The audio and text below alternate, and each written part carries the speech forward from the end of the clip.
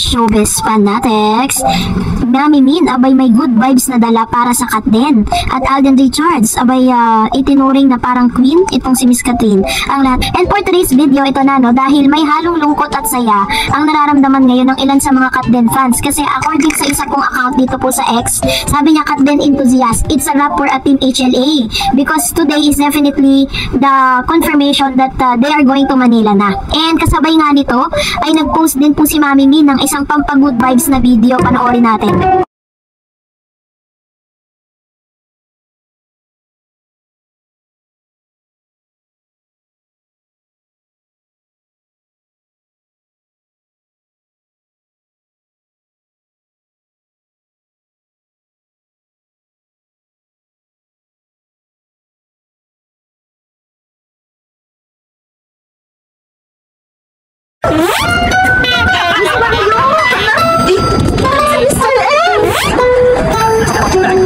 Nasaan ka? Iwanan ka, no? Oh, that's bad, Mr. M. That's bad. Sa isang video updates or video na ipinost ni Mami Min sa kanyang official Instagram account kung saan ginawa niya itong Reels video, ay pinakita niya dito that she's in Calgary, Canada na. Kung matatandaan niyo pagkatapos pong pumunta or mag-shooting nitong si Miss Katrin Bernardo sa Calgary, iniwan po ni Mami Min, pinagkatiwala niya kay Alden Richards. At siya po ay kasama ni Trina sa isang lugar kung saan doon po siya nagbakasyon. Grabe yung kanyang tiwala na ibinigay kay Mr. Alden Richards just to make sure na talagang naaalagaan ng todo itong kanyang anak. At dito sa video na to, pinaalam niya sa lahat ng mga followers na nasa Calgary siya para sunduin yung kanyang anak na si Miss Katrin Bernardo. So kasabay nga nito, nagte-trending din po ang ilan sa mga photos na kung saan nakuwanan na tila baga parang Katrin Bernardo nagpipiling Reyna daw di umano sa piling ni Alden Richards. Marami na namang magagalit nito sigurado, yung mga may HD kay Alden. Muli na namang nakakuha ng top score sa pagiging gentleman si Alden Richards matapos pagpiestahan ng netizen ang series of photos nila ni Katrin Bernardo habang nasa location shoot ng Hello Love Again. Ang eksena kasi tumatawid sina Katrin at Alden sa kalsada habang tirik na tirik ang araw. Ayaw ng kapuso actor na mainitan ng inaalalayang leading lady, kaya biglang itinaas nito ang jacket na nasa braso niya para hindi direktang masikatan ng araw si Kat.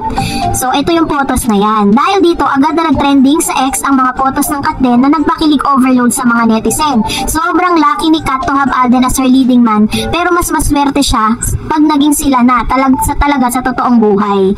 I love that Katrin doesn't need to tell something about or something before he does it. This right here show Alden's consistency of being a perfect gentleman, attentive and caring. Parang talagang plus points talaga ito si Mr. Alden Richards. Sabi dyan, bawal mainitan ang mahal na Reyna, sabi ni Tesoy. Sarap naman ang mag-alaga niyan, sabay na lang tayong magsana all. Alden, you've done everything to ensure Scott well-being while you're in Canada, but loving her in a romantic way is the one thing you just can't seem to do. Aside sa mga papuri, marami rin nagpasalamat kay Alden sa pag-alalay nito sa Asian phenomenal superstar. Reynang nga raw kasi kung ituring ng kapuso actor ang kapamilya box office queen na si Miss Katrin. Excited na mga fans sa mall show at promo activities ng HLA sa darating na October at November dahil tiyak nilang magtutuloy-tuloy na ang kaswitan ni Alden sa kanyang leading lady na si Miss Katrin. So ganito ka good vibes yung mga dala ng Kat din, hindi natin kailangan manira, hindi natin kailangan na siraan ng ibang tao para lang itaas sila, diba? Pero sa nakikita kasi natin is talagang yung genuine, diba? Yung sincerity na meron po si Alden kay Katrin, yun yung nararamdaman at tumatago sa lahat ng fans kung bakit hanggang ngayon yan palang pinapakita nila, hindi pa sila umaamin sa publiko pero talagang minahal na sila ng maraming mga Kat din fans. Kaya hindi po talaga masisisi ng mga tao na sinasabi nilang dilulo daw ang Kat din. No, it's not. Sila lang nag-iisip niyan. Kaya naman deserve ng Kat din fans na mag-celebrate dahil dyan. And for that, narito naman ang ilan sa mga reaction naman po ninyo at komento patungkol naman sa ating latest update. Syempre hindi mawawala yan. Sabi po ng isang viewers natin, sabi ni Ma'am Gloria Lomeda, baka ipinagdiriwang nila ang mga estudyanteng nagtatapos ng AR Foundation ibilang pasasalamat kay Alden. So gusto ko lang po i-call out si Miss Gloria na si Ma'am Gloria kasi Aldab fan yan. Pero nung naraman niya at nakita niya that Alden Richards is really sincere at nakita niya talaga na hindi naman talaga totoo yung nangyayari sa kabilang dating fandom, kung nasaan si Mr. Alden Richards, is dun din siya, no? Kaya naman bilib ako dito kay Ma'am si Gloria, hindi siya toxic, hindi rin po siya, hindi siya katulad ng ibang mga delusional fan na hanggang sa ngayon, yun pa rin ang pinaglalaban nila. Sabi pa ng isa, Ma'am Dars, tamang sabi mo, hindi lang si Alden ang ginagawa ni Sanya, pati daw si Sian Lim.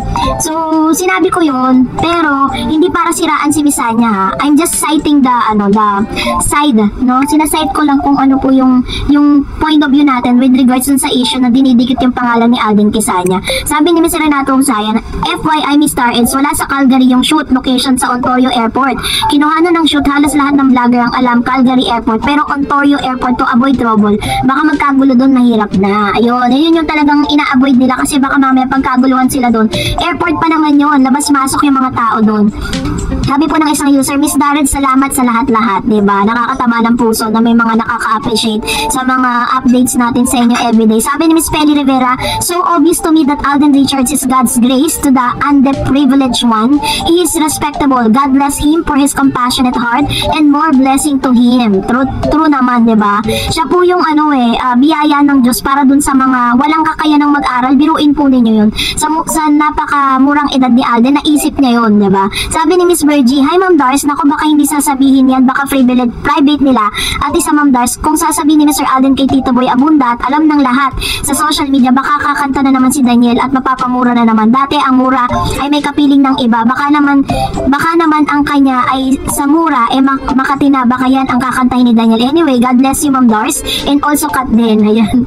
So actually kung ako po ang magde-decide for them, I will not publicize. No? Hindi ko kailangan sa publiko yun kasi katulad po ng ilan na parang kapag po kasi nalaman na sila na konting kibot sisiraan ang sisiraan. Ganun kasi yung dapat iniiwasan ng mga artista. Sabi ni Mr. Renato Sayan, Mr. Eds, I have to be honest with you and to your avid viewers and subscriber. Hindi naman lahat ng Pinoy Kaday dyan na dumadalaw sa set ng HLA alam ang totoong status ng Kat din. Ilan lamang kami nakakaalam sa totoong status ng Kat din. And I'm lucky I'm one of them as much as gusto na naman ilantad sa publiko.